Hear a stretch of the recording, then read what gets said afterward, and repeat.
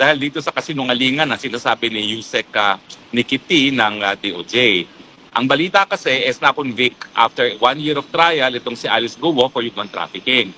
At ang sabi niya, gaya ko daw, maski walang recruit si Alice Guo, mapapatunayan nilang may human trafficking dahil ako daw ay nag-organize at tumulong para sa human trafficking gaya ng kay Alice Guo.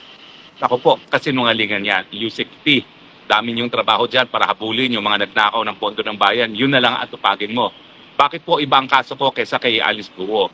Unang-una po, si Alice Guo, alam po natin na siya talaga ang unang nagmay-ari ng lupa doon sa facility sa kanyang bayan.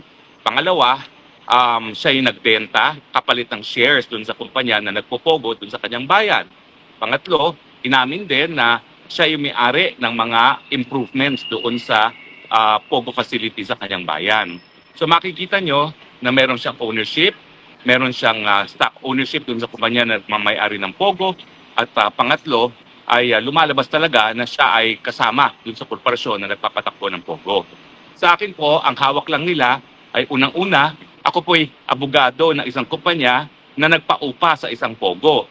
At ito nga po ay para sa kasong ejectment. Kompleto po yun sa pleadings mula MTC, RTC hanggang Supreme Court. Nakapinpinpag po ngayon, hanggang ngayon, ang kaso sa Supreme Court. Pangalawa po, yung pagsama ko kay Cassandra Ong para nga makipag-negotiate sa bayad sa PAGCOR na di umano, sang-ayon kay Cassandra Ong, yung bayad nila na akala nila nakarating sa PAGCOR ay binulsa ng kanilang katiwala o yung kanilang representante sa PAGCOR. Lilinawin ko po yung mga panahon na naging kliyente ko itong company neto, Whirlwind, ay legal ang Pogo. Bagamat ang Lucky 9 po ang Pogo, ang Whirlwind ang nagmamay-ari ng building na inuupahan ng Lucky 9. So malayong-malayo po.